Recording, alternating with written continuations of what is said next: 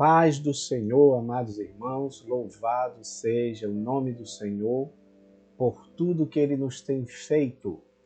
E estamos felizes, alegres por estar iniciando mais um trimestre. Desta feita, nós estamos intencionando falar aqui sobre as lições dos jovens, que tem um título que eu gosto muito, que é exatamente a volta do Senhor Jesus, ok? Você percebe aí, dá para você ver? Jesus Cristo voltará, tá bom? Fé e perseverança para o glorioso dia com o Senhor da Igreja. O comentário desta revista ficou por conta do nosso irmão pastor Reinaldo Odilo de Natal, Rio Grande do Norte. Então, este é apenas um comentário rápido, um vídeo rápido que nós queremos fazer com base nos gráficos que eu sempre digo que temos mostrado aos nossos irmãos, não é?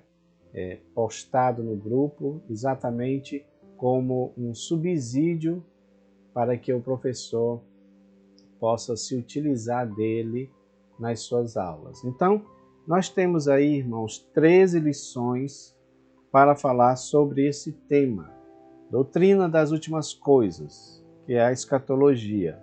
Então, temos sinais da volta de Jesus, arrebatamento da igreja, tribunal de Cristo, bodas do Cordeiro, grande tribulação, aparecimento do anticristo, a singularidade de Israel nos últimos dias. E esta lição ela é importante porque ela é mais ou menos um desdobramento daquela lição de adultos que nós tivemos, né, falando sobre o plano de Deus para Israel. E o plano de Deus para Israel inclui também o futuro, ou seja, Israel está no futuro programado pelo Senhor Jesus. Ok? E aí nós temos também, depois dessa lição, o retorno triunfal de Cristo, o reino do Messias, o milênio, o julgamento final, novos céus e nova terra, destino final dos mortos e esperando Jesus para hoje, tá bom? Meus queridos, vamos direto ao ponto. A nossa lição, a lição de número 1, ela tem esse título, A Doutrina das Últimas Coisas. Doutrina das Últimas Coisas. E o nosso textuário diz: Mas o dia do Senhor virá como ladrão de noite, no qual os céus passarão com um grande estrondo, e os elementos ardendo se desfarão, e a terra e as obras que nela há se queimarão. Está lá no Apocalipse, conhecido como Apocalipse de Pedro, 2 Pedro, capítulo 3, versículo 10, tá bom? E a nossa síntese diz o seguinte: estudar a respeito do fim de todas as coisas à luz da Bíblia traz consolo e esperança para o crente e glorifica aquele que tem o controle da história, ou seja, Jesus. Então, duas coisas importantes que a síntese mostra sobre o estudo das últimas coisas. Primeiro, traz consolo, não é para trazer desconforto, não é para trazer tristeza, não é para trazer sofrimento, né? E traz também esperança, ou seja, não é para trazer desespero, não é para trazer medo, porque há pessoas que têm um certo receio deste tema, por isso que ele não é muito falado nas igrejas, tá bom? Então nós temos que ter muita prudência, meus irmãos, neste assunto. Eu digo para os irmãos que já estudam esse assunto desde a minha mocidade, também tinha algumas coisas que eu acreditava e hoje nós já vemos com outros olhos, não é bem assim como se dizia, não é? Porque vamos ao texto bíblico, a gente precisa deixar que a Bíblia fale. Você lembra lá? Primeira regra da hermenêutica, a Bíblia é interpretada pela própria Bíblia. Então a gente não pode fazer algum outro tipo de ilação, fazer um tipo de escatomancia. Já viram falar desse termo?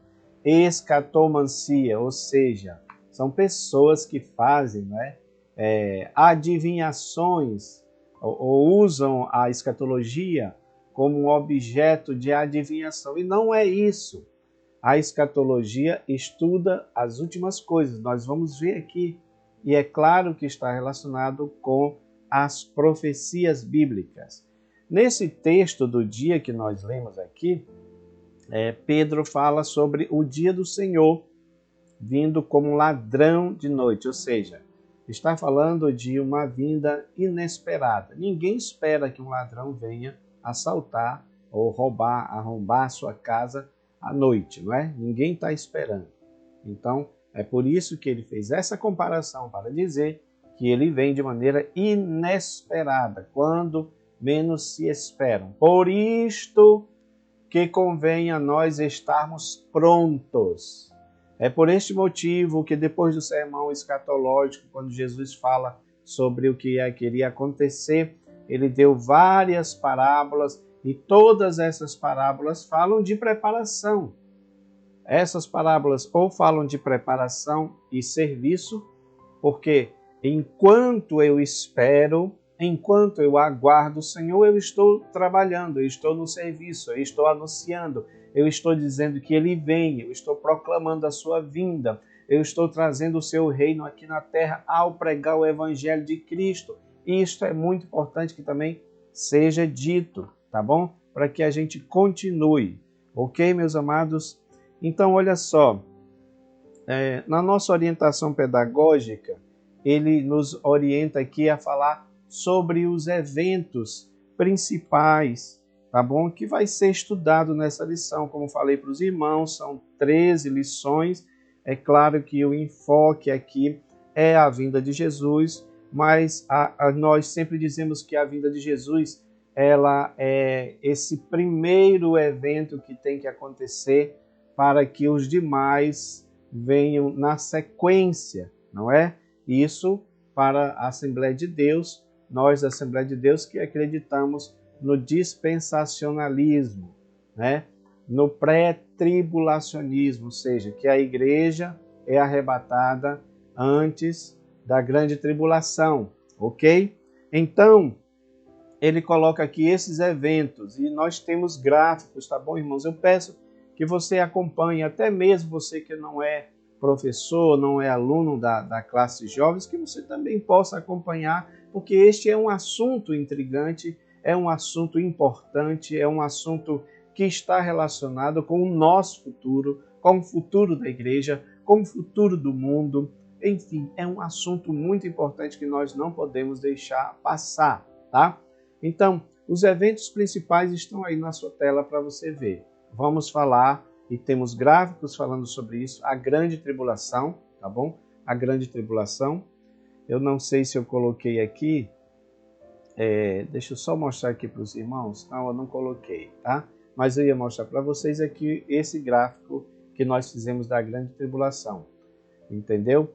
Por quê? Exatamente porque ele traz tudo de maneira didática para nós entendermos. Então vamos falar sobre a grande tribulação, não é? 7 selos, 7 trombetas, 7 taças da ira de Deus, tudo descrito lá no Apocalipse capítulo 5 a 19. Então está tudo descrito lá de maneira muito didática para nós, né? Para nós entendermos o que vai acontecer nesse tempo, tá? Então, outro evento principal é o milênio. Depois da grande tribulação, depois de tudo que vai acontecer, Deus vai instaurar o seu milênio. É o reino de Cristo aqui na terra, né? E aí nós temos o futuro da nação de Israel, que foi aquilo que eu disse para os irmãos, é um desdobramento do que vai acontecer, né? Com a nação de Israel, daquilo que nós estudamos, né? O plano de Deus é a consumação, digamos assim, né? E aí nós temos a ressurreição, porque vocês sabem, nós acreditamos na ressurreição, nós não acreditamos em reencarnação, acreditamos na ressurreição, porque o nosso Cristo ressuscitou. Então está predito desde lá dos profetas, Daniel falava sobre isso, que uns ressuscitariam para a vida eterna, outros para a vergonha e desprezo eterno. Então já está certo que vai ser desse jeito, tá bom?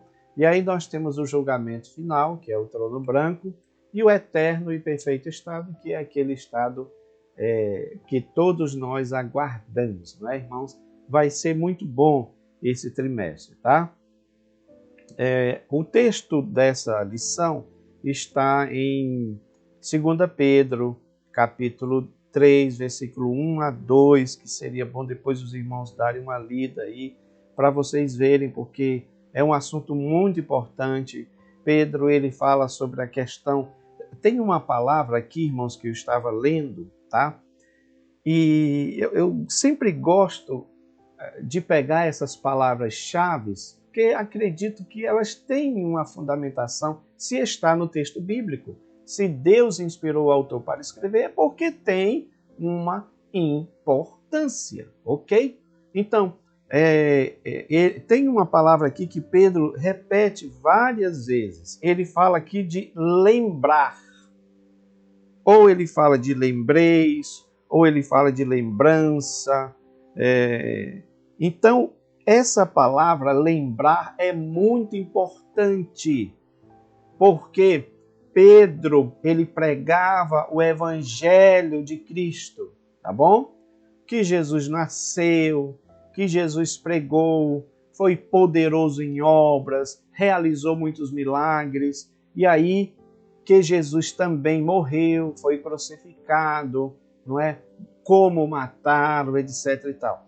Mas ele também prega que ao terceiro dia ele ressuscitou. Olha como a doutrina da ressurreição é algo importantíssimo, é um pilar importantíssimo, é uma coluna importantíssima. Assim como é o nascimento de Cristo, assim como é também a morte de Cristo e assim como é também a própria ressurreição. Agora, existe um outro pilar, e essa é uma mensagem que eu já disse, eu vou pregar essa mensagem até o fim da minha vida, que é exatamente os 4 pilares importantes sobre a vida de Jesus, sobre o Evangelho de Jesus. Tudo se resume nisso, irmãos.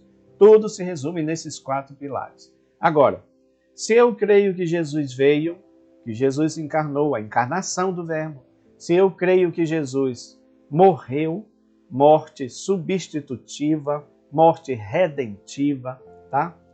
Ou redentora.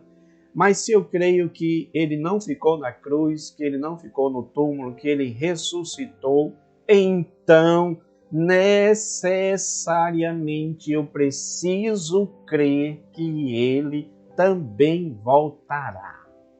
O que Pedro fala com essas palavras é o seguinte: vocês precisam lembrar de tudo que foi dito. E tudo que foi dito inclui também o retorno de Cristo. Então, nós fazemos uma rememoração, uma lembrança do que Jesus falou, e o que Jesus falou aponta para o futuro, inclusive para o retorno dele. É o que ele deixa claro em Mateus 24, é o que ele deixa claro em João 14. Não se turbe o vosso coração, crede em Deus, crede também em mim. Na casa de meu pai há muitas moradas. Se não fosse assim, eu teria dito: vou preparar-vos lugar. E quando eu for e vos preparar lugar, virei outra vez e vos levarei para mim mesmo, para que onde eu estiver, vocês estejam também. Então, meus amados, é importante nós estudarmos esse tema.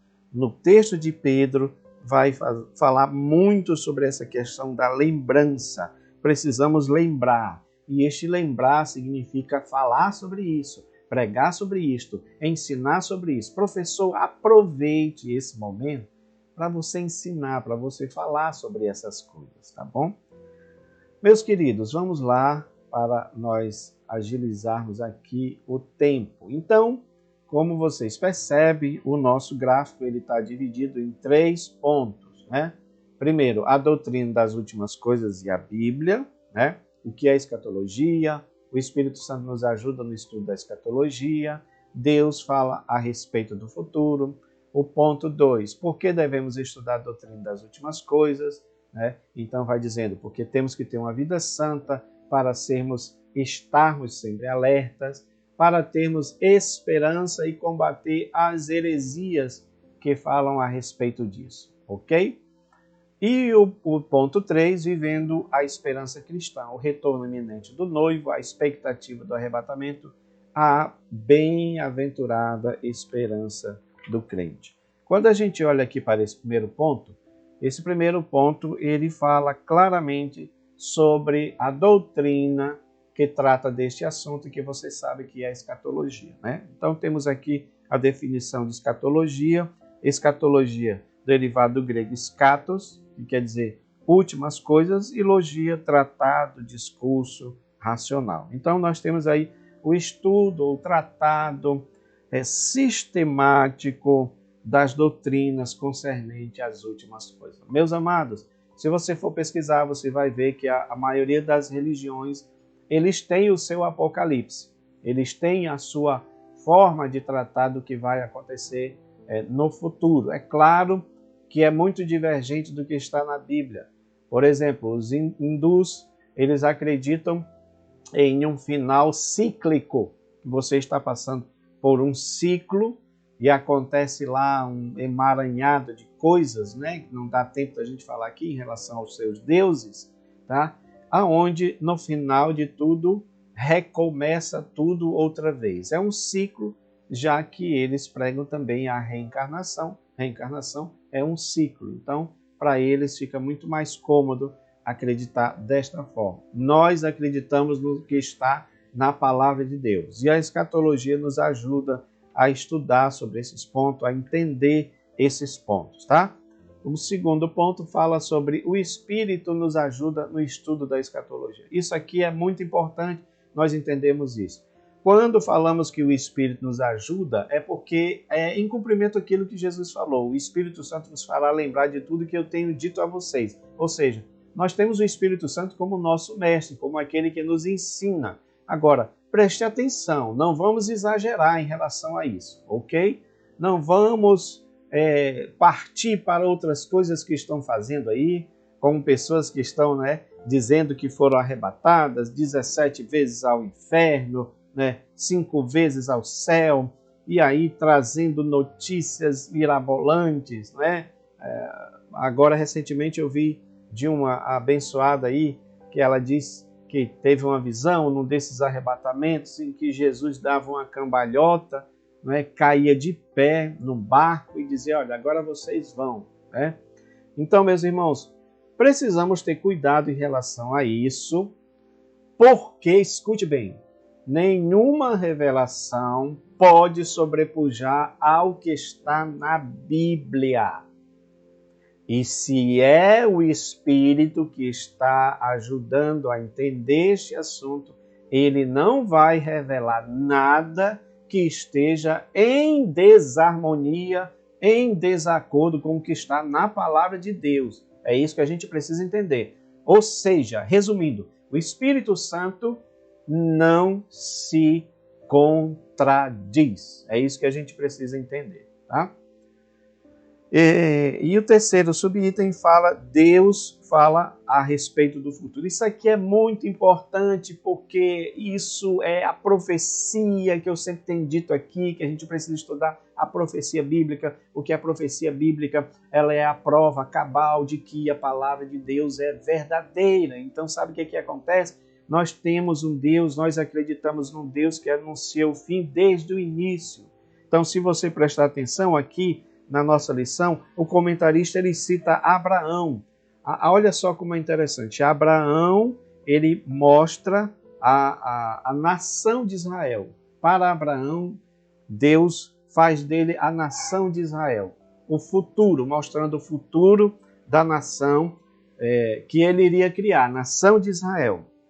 Em Moisés, nós já temos uma terra própria para esta nação, ou seja, Deus usa Moisés como aquele líder para levar este povo que já estava criado, que já estava inclusive lá no Egito, Deus tira através de Moisés e leva para uma terra, ou seja, Abraão, temos a promessa da nação e começou a cumprir-se com Isaac, Em Moisés, nós temos a promessa de uma terra para esta nação. Ora, isso é uma coisa lógica. Se existe uma nação, existe uma terra. Existe um marco territorial. Existe um mapa. Assim como nós temos o mapa do Brasil, que é aonde tem as fronteiras do nosso país, né? É as fronteiras do nosso país, é a terra em que nós vivemos. Assim também a nação de Israel precisava de uma terra e Deus faz isso com Moisés, levando eles até esta terra que ele tinha prometido, tá? E instalado uma vez na terra, você tem aí Davi como aquele rei que foi o rei aonde Deus promete um trono eterno. Ou seja, olha só como tudo Deus mostra todas as coisas que iria acontecer, não é? E tudo com um objetivo muito claro, dentro de uma lógica, dentro de uma sequência. Deus chama Abraão para fazer dele uma grande nação.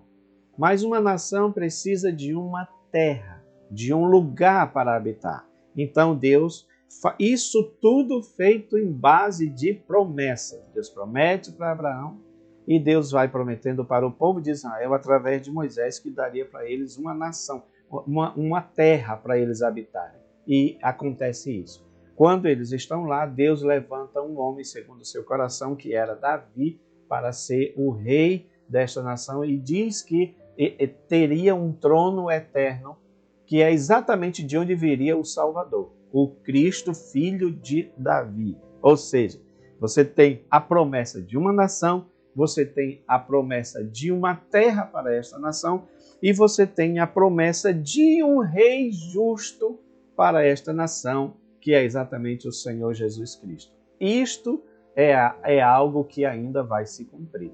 Ou seja, Cristo no trono davídico é uma promessa de Deus. Então, meus irmãos, a pergunta que fica é: por que nós vamos desacreditar se temos muitas provas de que tudo que Deus falou lá atrás se cumpriu?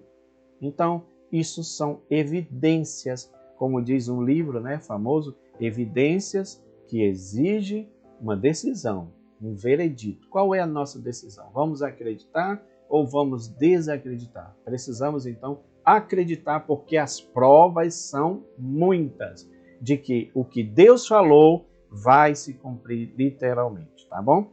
Aí, olha, segundo ponto, para nós avançarmos aqui, por que nós devemos estudar a doutrina das últimas coisas? Para termos uma vida santa, me chama muito a atenção o texto de Pedro, porque ele diz assim, olha, em outras palavras, se tudo isso vai perecer, se todas essas coisas vão acontecer, como é que vocês acham que vocês devem viver? Ou seja, se tudo que foi profetizado, porque ele fala sobre os profetas que profetizaram, né? Os profetas têm muita coisa lá falando do dia do Senhor, o dia do julgamento, o dia da vingança do nosso Deus. São várias nomenclaturas que falam de um futuro que ainda vai acontecer, tá bom? Então, Pedro, ele fala anteriormente, ele vai falando de tudo que Deus fez, de como Deus criou todas as coisas, mas de como pela sua palavra ele também destruiu através do dilúvio, não é? Através das águas do dilúvio, foi Deus quem fez isso. Foi Deus que fez também o julgamento em Sodoma e Gomorra. Então ele está dizendo o seguinte, e no caso de Sodoma e Gomorra foi com fogo, não é? Pedro, novamente ele alude aqui ao fogo, que o dia do Senhor, né, virá com elementos ardendo, se desfazendo. Então ele está dizendo o seguinte, olha, o Apocalipse, o fim do mundo, o fim de todas as coisas, porque se refere ao julgamento de Deus, é isso que as pessoas precisam entender. Não é só o fim por ser o fim, não. É um julgamento de Deus exatamente pelas obras erradas dos homens. Então ele está dizendo o seguinte, se tudo isso realmente vai acontecer, como é que vocês devem viver? Como é que vocês devem levar a vida de vocês? Então ele diz aqui, olha, precisamos viver em santo trato e piedade, ou seja, A vida do cristão que anseia pelo retorno de Cristo, a vida do cristão que clama por Maranata, é aquela vida que vive na santificação, posto que está escrito: sem a santidade ninguém verá o Senhor. Tá bom? Então está escrito isso. Nós precisamos ter isso em mente, muito claro, tá? Termos uma vida santa. Por que devemos estudar? Porque temos que ter uma vida santa. A outra coisa que diz é que precisamos estar alerta. Estar alerta. Estar alerta com o que, meus irmãos? Alerta com o que está acontecendo, tá? Alerta com os sinais. Então, os sinais da vinda de Cristo é que são importantes e que nós precisamos estar de fato alertas em relação a ele, tá? Precisamos estar alerta com relação aos sinais, ao que Jesus falou que iria acontecer, tá? Como diz um livro,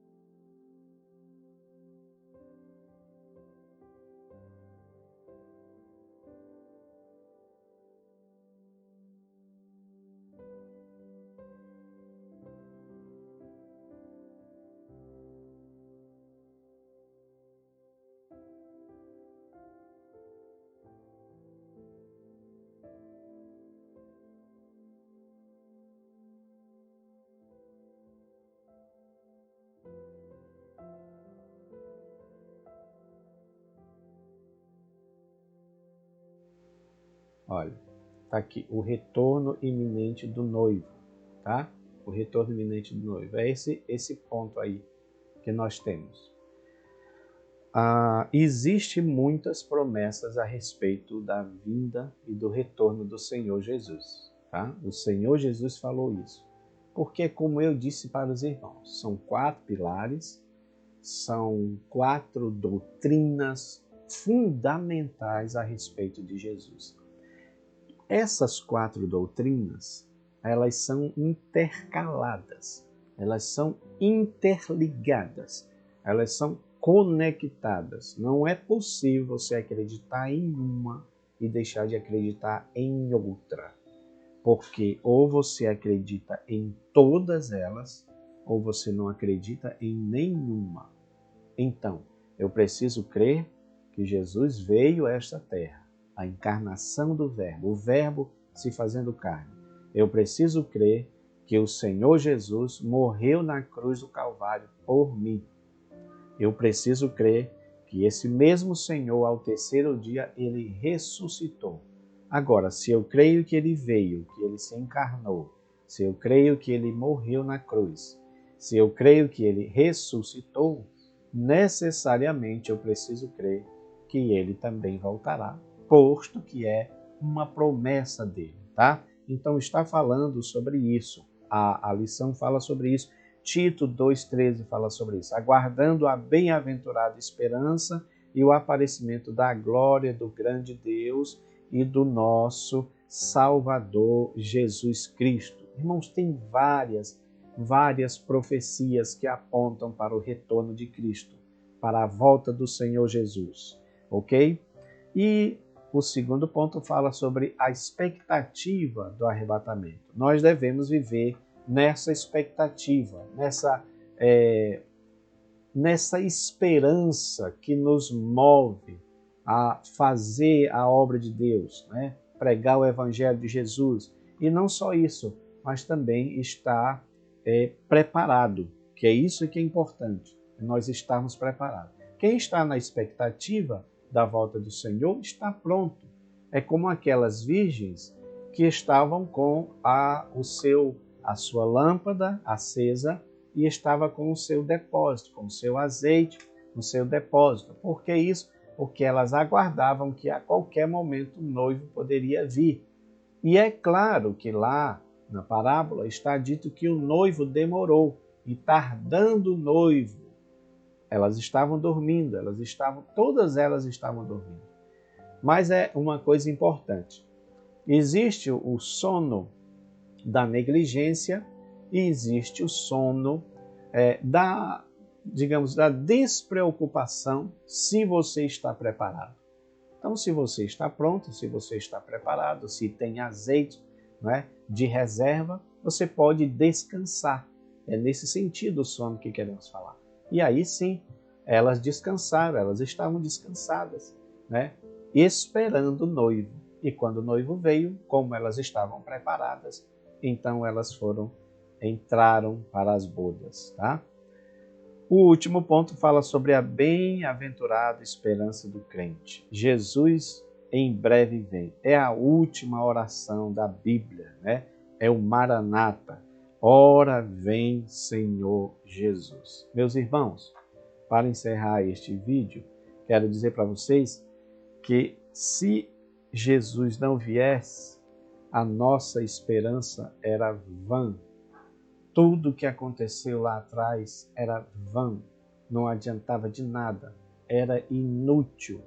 Por isso que nós precisamos manter firme esta esperança de que o Senhor vem. Eu quero convocar os nossos jovens, para nós estudarmos esta lição. Adquira a revista, estude a lição. É muito importante nós reacendermos esta chama em nós da volta do Senhor Jesus. Eu quero deixar